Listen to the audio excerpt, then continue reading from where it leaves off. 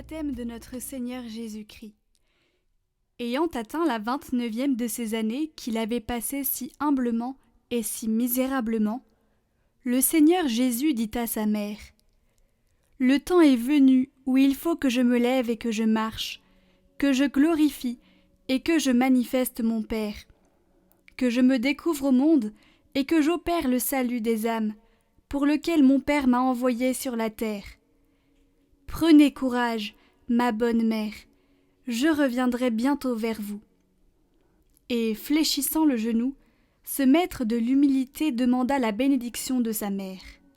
Mais elle, se mettant pareillement à genoux et l'embrassant avec larmes, lui dit tendrement : « Mon fils béni, allez avec la bénédiction de votre père et de votre mère. Souvenez-vous de moi et revenez promptement. » Ayant ainsi pris respectueusement congé de Marie et de Joseph, Jésus se mit en chemin de Nazareth vers Jérusalem, en passant par le Jourdain, où Jean baptisait. Cet endroit est à 18 milles environ de Jérusalem, et le Seigneur du monde marchait seul, car il n'avait pas encore de disciples. Regardez-le donc, pour Dieu, regardez-le attentivement, car il s'en va seul et nu-pieds à travers une si longue route, et compatissez à sa souffrance. Ô Seigneur, où allez-vous ? N'êtes-vous pas supérieur à tous les rois de la terre ? Ô Seigneur, où sont donc les barons, les comtes, les ducs, les chevaliers, les chevaux, les chameaux, les éléphants, les chars, les harnais, les serviteurs et la multitude de votre escorte ? Où sont les gardes et ceux qui vous défendront à l'approche de la foule, comme en ont d'ordinaire les autres rois et les grands personnages ? Où sont les trompettes éclatantes, les instruments résonnants et les royaux étendards ? Où sont les courriers qui vous précèdent pour préparer votre logis ? Où sont les honneurs et les pompes dont nous autres, vers de terre, nous sommes entourés ? Est-ce que les cieux et la terre ne sont pas remplis de votre gloire, Seigneur, pour que vous alliez ainsi, inconnu et sans honneur ? Est-ce que vous n'êtes pas celui que servaient 1000 milliers d'anges en votre royaume, et autour de qui se rangeaient 10 fois 100 000 assistants ? Pourquoi donc marchez-vous seul ainsi, en foulant la terre de vos pieds nus ? Mais je le vois, c'est que vous n'êtes pas dans votre empire. Votre royaume n'est pas de ce monde. Vous vous êtes anéantis, vous avez pris la forme d'un esclave et non celle d'un roi. Vous vous êtes fait l'un de nous, étrangers et errants comme nos pères. Vous vous êtes fait esclaves pour que nous devinssions rois. Car vous êtes venus pour nous faire part de votre royaume en nous traçant la route par où nous pouvons y monter.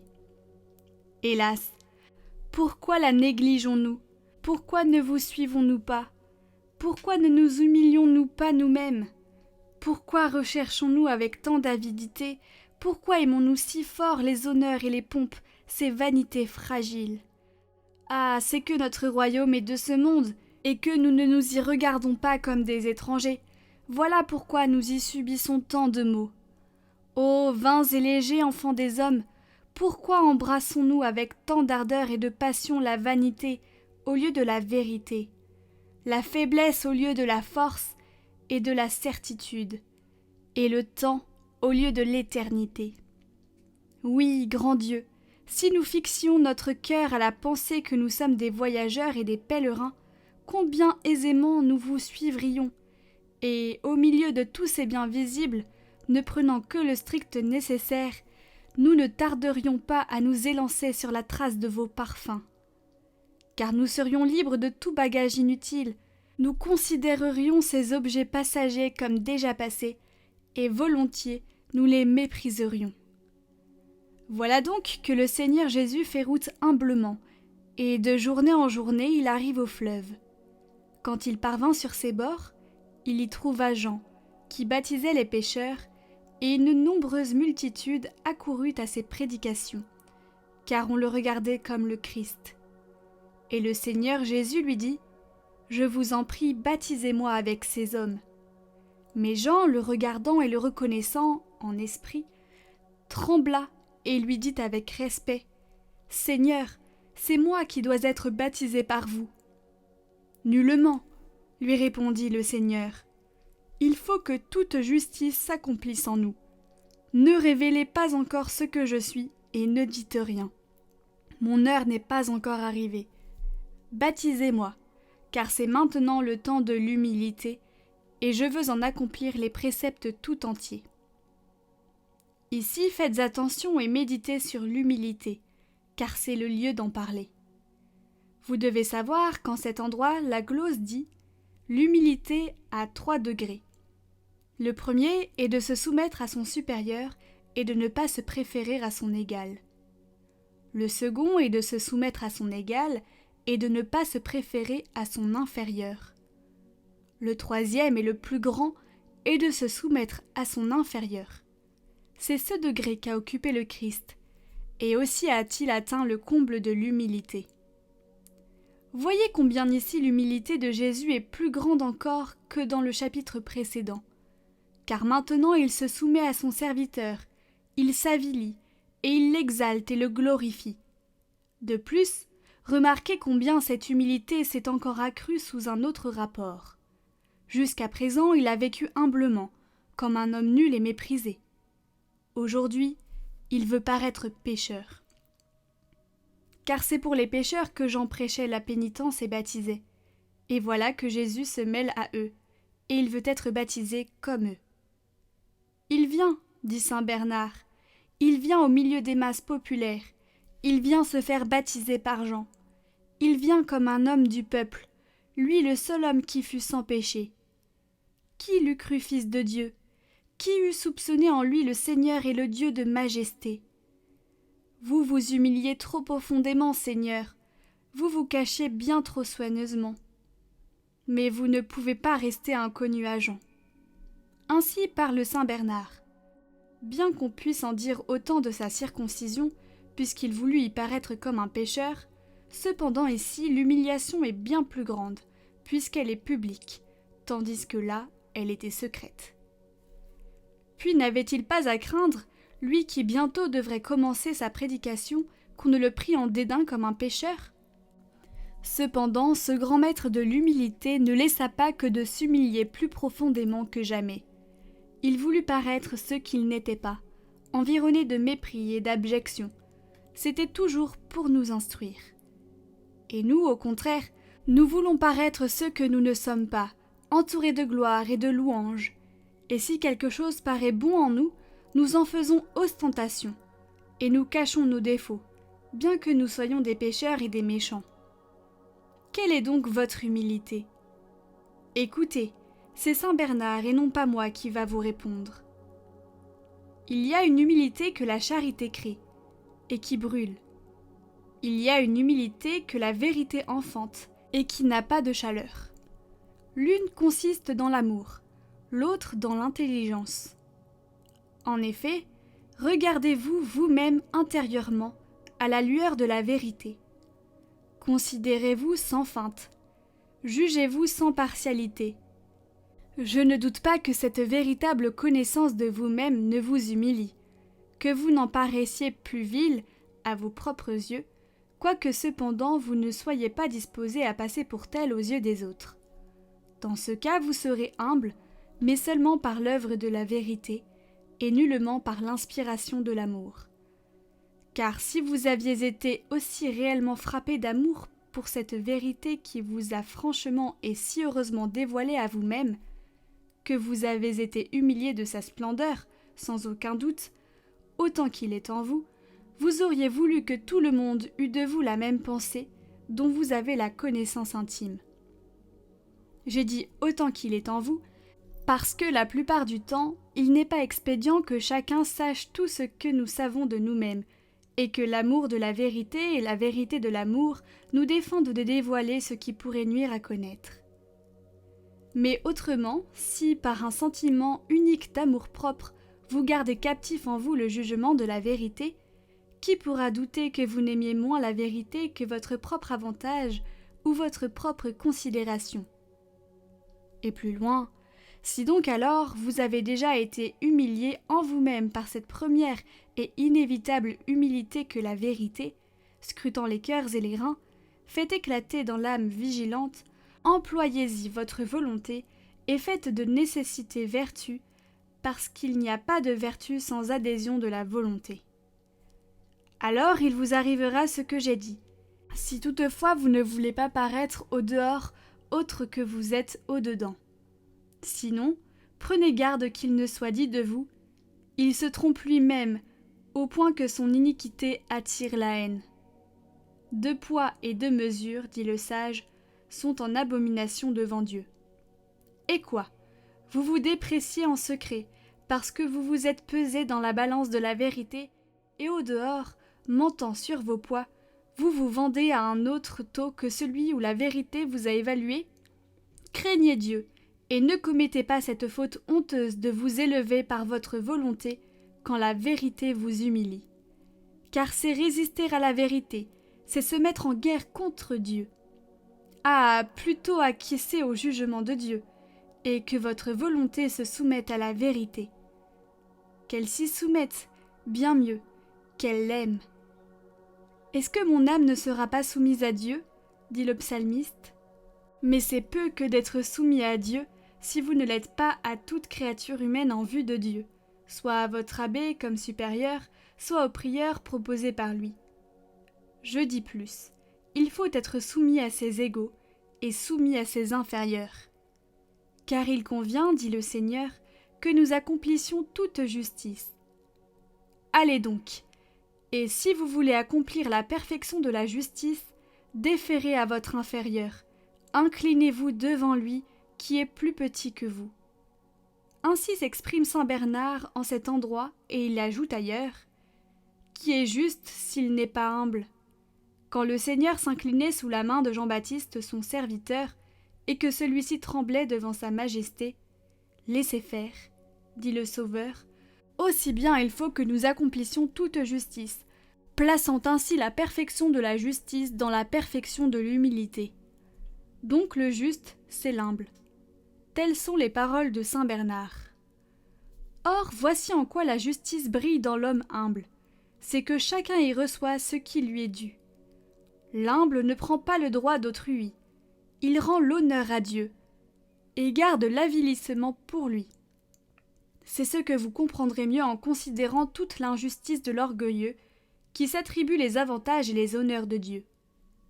Saint Bernard dit à cette occasion, de même que les maux sortent souvent des plus grands biens, lorsque, enrichis de faveurs célestes, nous nous servons des dons de Dieu comme s'ils ne nous avaient pas été donnés par lui, et que nous ne lui rendons pas la gloire, de même, alors, sans aucun doute, nous, qui paraissons très grands à cause des avantages que nous avons reçus, nous sommes réputés très petits aux yeux de Dieu, parce que nous ne les lui rapportons pas. Et ici je vous épargne. Quand je me sers de ces mots, très grands et très petits, je n'exprime pas toute ma pensée. J'avais dissimulé le contraste, je les dévoilerai. C'est très bon et très mauvais, que je vais dire. Oui, certes, il est d'autant plus mauvais que l'on croit meilleur celui qui s'attribue à lui-même ce pourquoi on le trouve très bon, car ce sentiment est détestable. Que si quelqu'un dit « Non, je le reconnais, c'est par la grâce de Dieu que je suis ce que je suis », et qu'il s'applique ensuite à recueillir la gloire de la grâce qu'il a reçue, n'est-ce pas un voleur et un ravisseur? Et voilà sa sentence. Je te juge par ta propre bouche, méchant serviteur. Qu'y a-t-il en effet de pire qu'un esclave qui usurpe la gloire de son maître? Ainsi a dit saint Bernard. Vous voyez donc comment la perfection de la justice consiste dans l'humilité, et comment elle n'enlève pas l'honneur de Dieu, et ne s'attribue pas ce qui lui est dû. D'ailleurs, elle ne blesse pas le prochain. L'humble ne se juge pas, il ne se préfère à personne, il se trouve inférieur à tous, et choisit toujours la dernière place. Aussi saint Bernard dit-il, « Que sais-tu, ô homme, si celui-là que tu juges le plus misérable et le plus vil des hommes, dans ta vie honteuse et criminelle te fait horreur, et qu'à cause de cela tu crois devoir mépriser, et que tu regardes, je ne dis pas en comparaison de toi, qui peut-être a la confiance de vivre dans la sobriété, la piété et la justice, mais même en comparaison de tous les scélérats, comme le plus odieux des criminels. Que sais-tu, dis-je, s'il ne deviendra pas, par un coup de la droite du Seigneur, meilleur qu'eux et que toi, et si déjà il ne l'est pas aux yeux de Dieu. Voilà pourquoi notre Seigneur n'a pas voulu que nous choisissions un rang, je ne dirai pas dans le milieu, ni l'avant-dernier, ni même parmi les derniers, mais mettez-vous, dit-il, tout à fait à la dernière place, afin que vous paraissiez le dernier de tous, et que vous n'ayez pas l'audace, non de vous préférer, mais même de vous comparer à qui que ce soit. Ainsi parle saint Bernard en cet endroit. Cette vertu d'humilité est recommandée encore par lui en plusieurs autres passages tels que ceux-ci. L'humilité, c'est l'auguste mère, c'est la vertu sublime. Elle s'obtient et ne s'enseigne pas. Elle est digne d'être acquise et ne saurait être apprise. Elle est digne de concevoir du Verbe, et par le Verbe, ce qu'elle ne peut elle-même expliquer par ses propres paroles. Pourquoi cela ? Non pas que ce soit en elle un mérite, mais parce qu'il en a plu ainsi au Père du Verbe, de l'époux de nos âmes, notre Seigneur Jésus-Christ, qui est Dieu et béni au-dessus de toutes choses dans les siècles. Et d'ailleurs, l'humilité est une vertu par laquelle l'homme, en se connaissant véritablement, devient vil à ses propres yeux. L'humilité est la réparation de la charité outragée. Ou encore, seule l'humilité n'a pas coutume de s'exalter. Elle ne connaît pas la présomption. Elle ne sait pas contester. Celui qui est vraiment humble ne dispute pas et ne se vante pas de sa justice. L'humilité nous réconcilie avec Dieu et lui plaît en nous. La vertu d'humilité, dit encore ce grand saint, est la fidèle compagne de la grâce divine. En effet, pour conserver l'humilité, la piété divine a le soin de disposer les choses de manière que plus on avance vers la perfection, moins on croit avoir fait de progrès. Car celui-là même qui serait arrivé au dernier degré de la vie spirituelle gardera toujours quelque chose de l'imperfection du premier degré, de telle sorte qu'il s'imaginera à peine avoir même franchi ce degré. Oh, l'admirable union, dit encore saint Bernard, l'admirable union que celle de la virginité et de l'humilité. Quelle part est belle, l'âme où l'humilité garde la virginité et où la virginité rehausse l'humilité. Mais de quelle vénération sera-t-elle digne, celle où la fécondité exalte l'humilité et où l'enfantement consacre la virginité? Écoutez la Vierge, écoutez l'humble. Si vous ne pouvez pas imiter la virginité de l'humble, imitez l'humilité de la Vierge. C'est une louable vertu que la virginité, mais l'humilité est une vertu plus nécessaire. L'une est conseillée, l'autre ordonnée. Dieu vous invite à la première, il vous oblige à la seconde. De l'une, il est dit que celui qui peut la supporter la supporte. De l'autre, il est écrit « Celui qui ne se fera pas petit comme l'un de ses petits-enfants n'entrera pas dans le royaume des cieux. » Pensez, celle-ci est imposée. Enfin, vous pouvez vous sauver sans la virginité. Vous ne le pouvez pas sans l'humilité. L'humilité peut trouver grâce même quand elle pleure la virginité perdue. Sans l'humilité, j'ose le dire, la virginité même de Marie n'aurait pas été agréée de Dieu. Sur qui, dit le Seigneur, sur qui reposera mon esprit si ce n'est sur le cœur humble et pacifique? Si donc Marie n'avait pas été humble, l'Esprit Saint ne se serait point reposé en elle, et il n'y aurait pas opéré l'incarnation du Verbe. Comment, en effet, aurait-elle pu concevoir de lui sans lui? Aussi, il est manifeste que pour qu'elle conçût de l'Esprit, il fallait, comme elle le dit elle-même, qu'il regardât l'humilité de sa servante, bien plus que sa virginité. D'où il suit que c'est évidemment l'humilité qui a donné tout le prix à la virginité. Et maintenant, que diriez-vous, Vierge orgueilleuse? Marie oublie qu'elle est vierge, elle ne se glorifie que de son humilité. Et vous, négligeant votre humilité, vous vous faites honneur de votre virginité? Dieu a regardé, dit Marie, l'humilité de sa servante.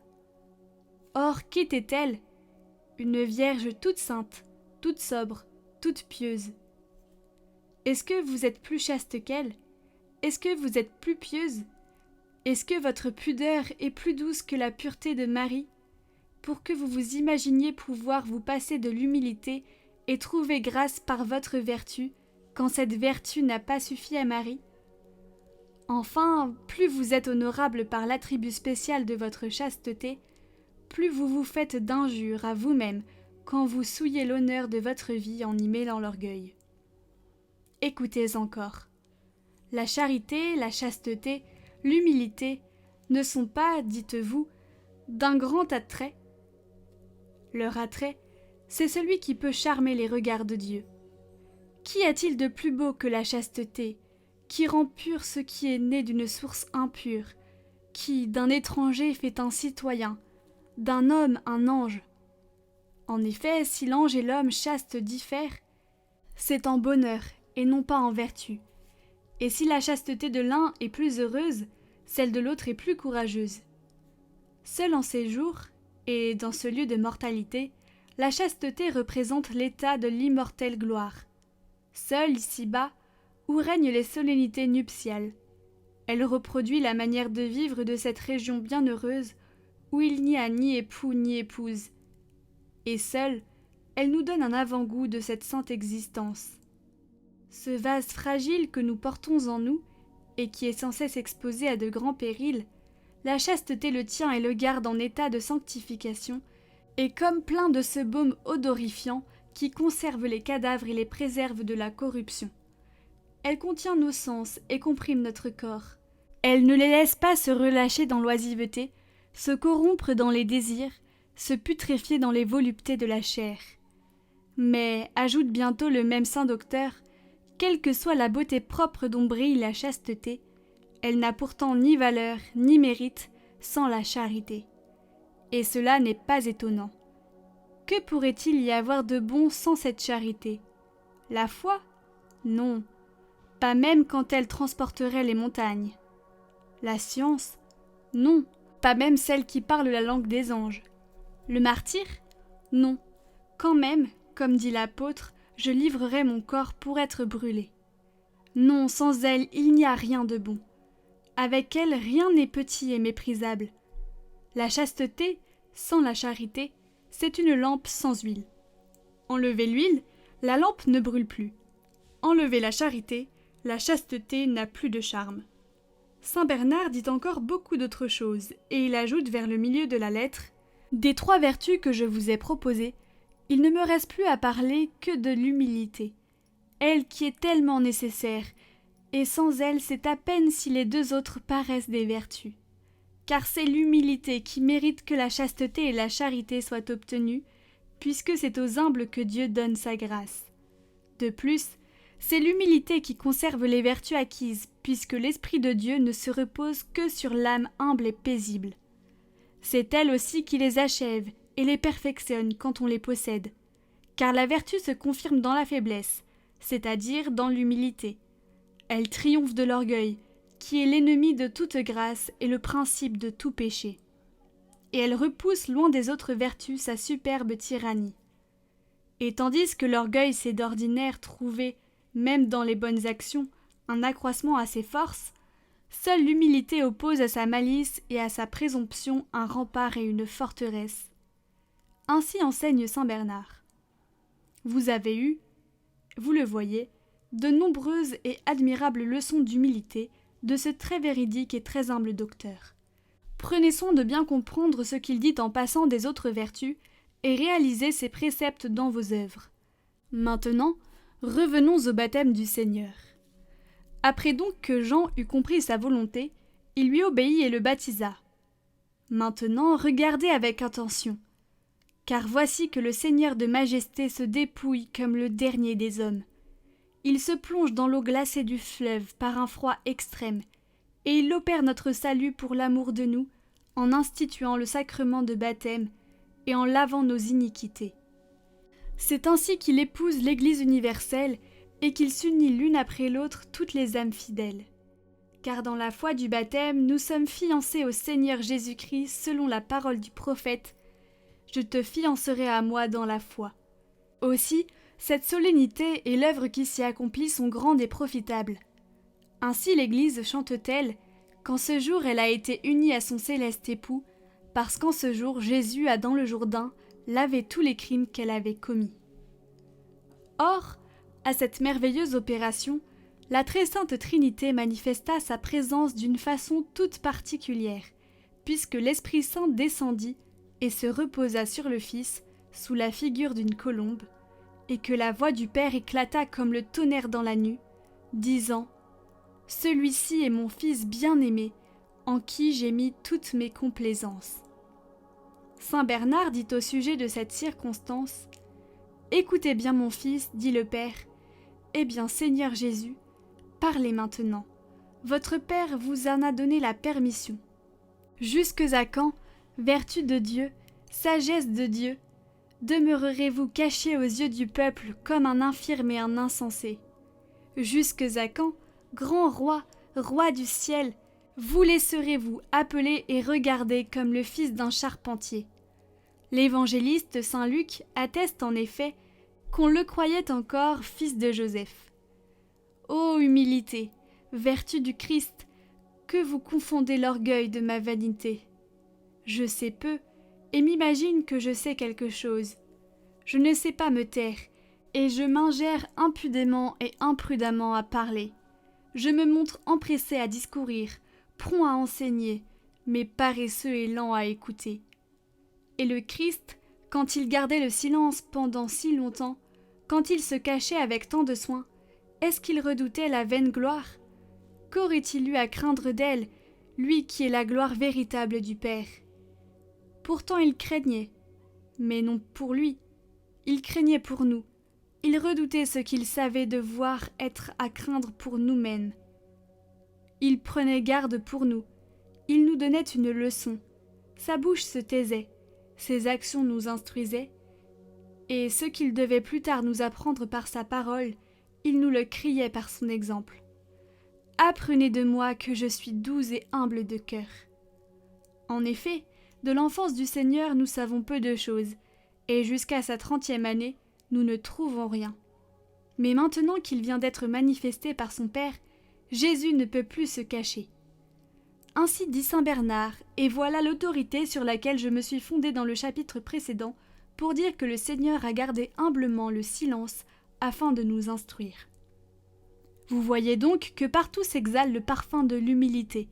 Je vous en parle volontiers, parce que c'est une magnifique vertu, et que nous en avons grand besoin. Et aussi parce que nous devons la rechercher et l'aimer avec d'autant plus de soin et d'affection que le Seigneur s'est appliqué dans tous ses actes à l'observer plus exactement. Les œuvres visuelles que vous voyez dans ces vidéos sont toutes réalisées pour Catoglade, spécialement pour l'occasion de ce parcours des méditations de la vie du Christ. Une œuvre par chapitre représentant une scène qui sera en vente en édition limitée de 5 à 10 exemplaires numérotés. Vous pouvez les commander sur notre site internet en lien en description. Soutenez la mission Catoglade.